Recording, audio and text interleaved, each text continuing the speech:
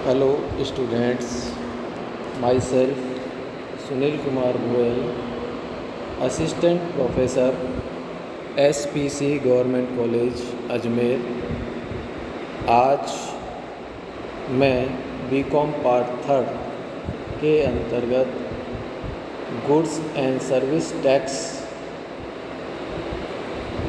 के बारे में मैं आपको GST गुड्स और सर्विस टैक्स एंड इसकी विशेषताएं यानी कि GST का अर्थ और उसकी विशेषताओं के बारे में आज मैं इस वीडियो के माध्यम से आपसे चर्चा कर रहा हूँ। सबसे पहले मैं आपको यह बताना चाहता हूँ कि GST भारत में कब से लागू हुआ है। GST भारत में, हमारे देश में 1 जुलाई 2017 से संपूर्ण भारत में लागू किया गया है। यह एक प्रकार का अप्रत्यक्ष कर है।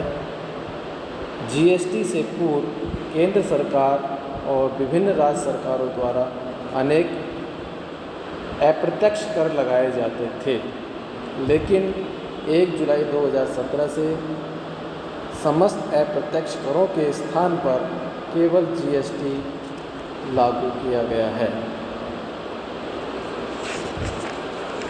यहाँ पर मैं आपको ये भी बता दूँ कर से क्या तात्पर्य है।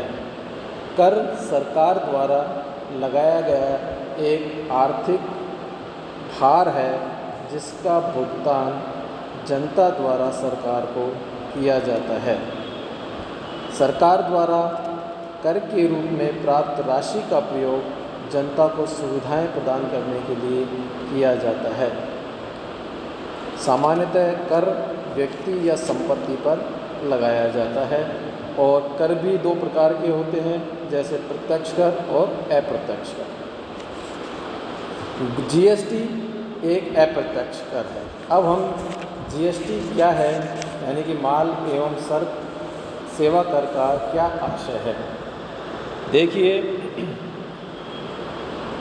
GST का अर्थ माल एवं सेवाओं के उपभोग पर लगाया गया गंतव्य आधारित कर है। यह निर्माण से लेकर अंतिम उपभोग तक प्रत्येक लेन देन पर लगाया जाने वाला कर है, जिसमें पिछले लेन देनों पर चुकाया गया करों की जो जमा है वो स्वीकृत हो जाती है। संक्षेप में हम ये कह सकते हैं कि यह एक ऐसा कर है जिसमें केवल मूल्य वृद्धि होने पर ही कर लगाया जाता है। अतः इस कर का भार अंतिम उपभोक्ता द्वारा वहन किया जाता है। नेक्स्ट जो आपके सामने आता है वो है माल एवं सेवा कर की प्रमुख विशेषताएं।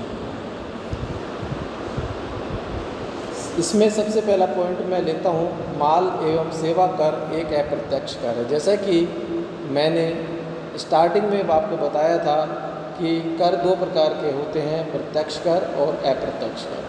GST अप्रत्यक्ष कर है। अप्रत्यक्ष कर ऐसा कर होता है जिसका भार अंतिम उपभोक्ता को वहन करना होता है। जो बीच के मध्यस्थ होते हैं, यद्यपि इस कर का भुगतान वो लोग भी करते हैं, परंतु वे इसे क्रेता से वसूल कर लेते हैं। मध्यस्थ यहाँ पर जैसे व्यापारी हो गए, वितरक हो गए, यानी कि वो कर का भुगतान तो करते हैं, लेकिन जब वो माल को बेचते हैं तो वो क्रेता से उस कर को वसूल कर लेते हैं और इसको क्रेता पर हस्तांतरित कर देते हैं। वसूल की गई कर की राशि में से चुकाई गई कर की राशि अपने पास रख लेते हैं और शेष राशि वो सरकार को जमा करा देते हैं। सेकंड पॉइंट इसमें आता है, यह समस्त माल एवं सेवाओं की आपूर्ति पर लगाया जाता है। सामान्यतः माल एवं सेवा कर सभी वस्तुओं एवं सेवाओं की आपूर्ति पर लगाया जाता है जब तक कि किसी वस्तु या सेवा को कर के दायरे से बाहर नहीं रखा गया हो। उदाहरण के लिए हम कह सकते हैं मानवीय उपयोग की जो अल्कोहल युक्त शराब की आपूर्ति है इसको इस अधिनियम से बाहर रखा गया है। ऐसी शराब की आपूर्ति इस अधिनियम के प्रावधान लागू नहीं होते हैं। पेट्रोल, डीजल, प्राकृतिक गैस, कच्चा तेल, विमान ईंधन को भी प्रारंभ में अस्थायी रूप से इसके क्षेत्र से बाहर रखा गया है। इन वस्तुओं को जीएसटी के दायरे में लाने की तिथि बाद में निर्धारित की जाएगी।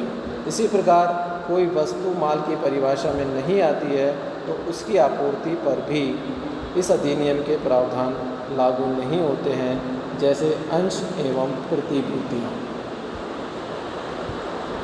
नेक्स्ट पॉइंट आता है आपका, यह कर केवल मूल्य संवर्धन पर ही लगाया जाता है।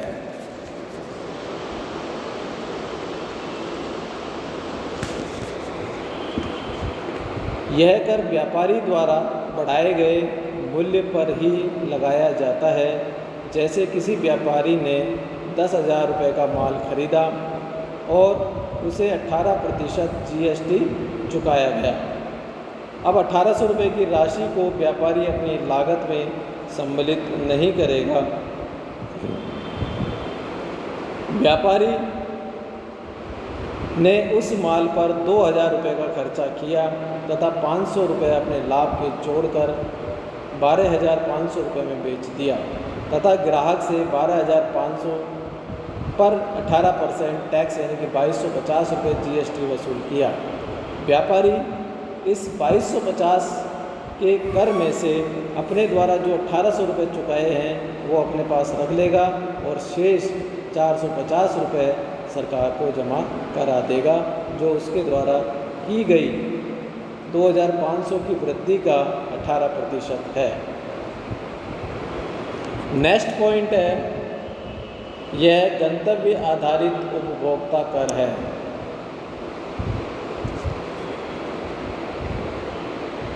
यदि माल के निर्माण एवं उपभोग का स्थान एक ही राज्य में हो तो उसी राज्य सरकार को कर की प्राप्ति का अधिकार होगा, परंतु यदि माल के निर्माण का स्थान एवं उसके उपभोग या आपूर्ति का स्थान भिन्न राज्य में हो तो निश्चित रूप से यह प्रश्न आएगा कि कर प्राप्ति का अधिकार कौन से राज्य को होगा।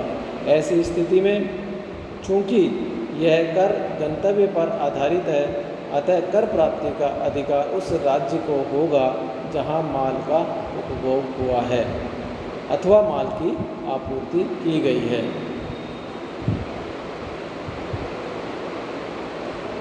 नेक्स्ट जो पॉइंट आता है, हमारे देश में दोहरा जीएसटी मॉडल को लागू किया गया है। विश्व के अधिकांश देशों ने अपनी सामाजिक एवं आर्थिक संरचना के अनुसार जीएसटी के 2 प्रारूपों में से किसी एक प्रारूप को अपनाया है। इनमें से एक है राष्ट्रीय स्तर पर जीएसटी, जिसमें यह कर केंद्र सरकार द्वारा लगाया जाता है, और दूसरा प्रारूप है दोहरा जीएसटी प्रारूप, जिसमें यह कर केंद्र एवं राज्य सरकारों के द्वारा एक साथ लगाया जाता है। हमारे देश में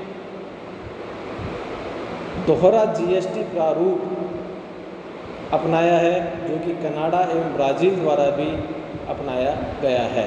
तो हमारे देश में जीएसटी का दोहरा प्रारूप जो है वो अपनाया गया है, अर्थात केंद्र और राज्य सरकार दोनों जीएसटी लगा सकती है।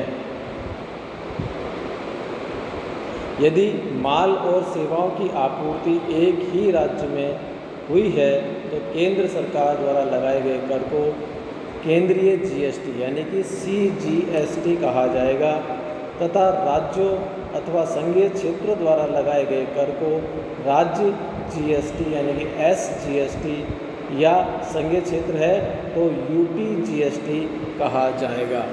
आज के इस वीडियो में ये 5 विशेषताओं के बारे में मैंने आपको बताया है। कल के वीडियो में मैं आपको इसके अन्य विशेषताओं के बारे में चर्चा करूँगा। धन्यवाद।